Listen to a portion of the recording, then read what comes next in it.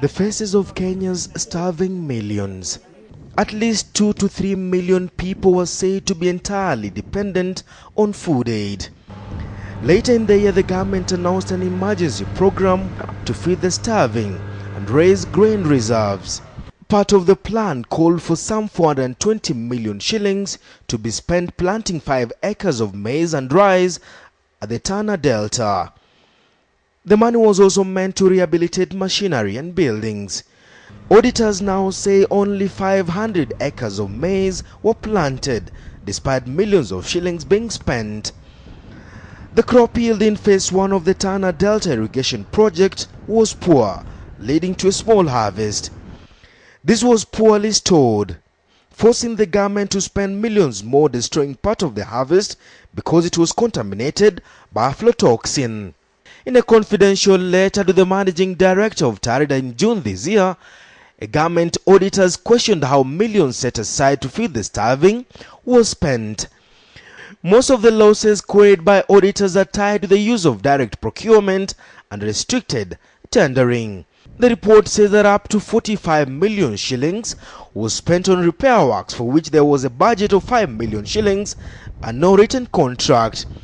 Another 40 million shillings was committed to a fencing project that was not approved by the Tarda board. Heavy machinery was hired by regional development ministry officials without Tarda's knowledge. Despite this, more than 30 million was unnecessarily spent on casual laborers.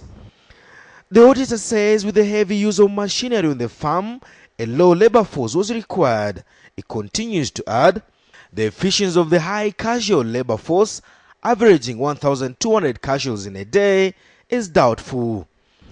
The government auditor says machines offered by the Ministry of Public Works were rejected, then later leased to Tarda through middlemen at exaggerated prices.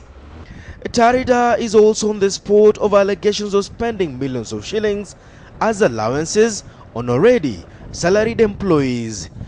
The auditor says over 4 million shillings was paid out as allowances every month, with some staff receiving amounts twice their salaries. What is more shocking, however, is the amount of money held as unsurrendered interests. Money advanced to employees which should be accounted for within a period of 3 months. Employees are holding more than 30 million shillings in unaccounted for advances. The auditor concludes that the first phase of the project was a failure, but KTN has learned that the second one is underway, with all the signs of similar flaws. When KTN visited the project, this is what we came across: maize in its final stages of growth, awaiting harvesting. We met women employed on the farms to carry out weeding in the maize plantation. In phase 1, Tarda spent 34 million shillings in employing casual laborers on the farm. In the second phase, the same casual labor force still work on the farms, but with the panga as the tool for weeding maize that is awaiting harvesting. This has raised eyebrows. When we asked them how much they earn in a day, they said they only get paid through an agent who collects money and signs the same on their behalf. Standing 30 feet above the ground is a water channel that lies on the banks of Tana River. This is the source of water for 1,000 hectares of land that has been set aside by a government project for crop production. Despite the amount of water that is channeled from here to the ground, the crop production there is wanting. From one block of land to another, the picture is the same. A maize crop dwarfed by growing grass that has not been cleared to give way for the maize to grow. Environmentalists are casting doubts over the ability of the government to get a bumper harvest from the expansive farmland to feed the poor.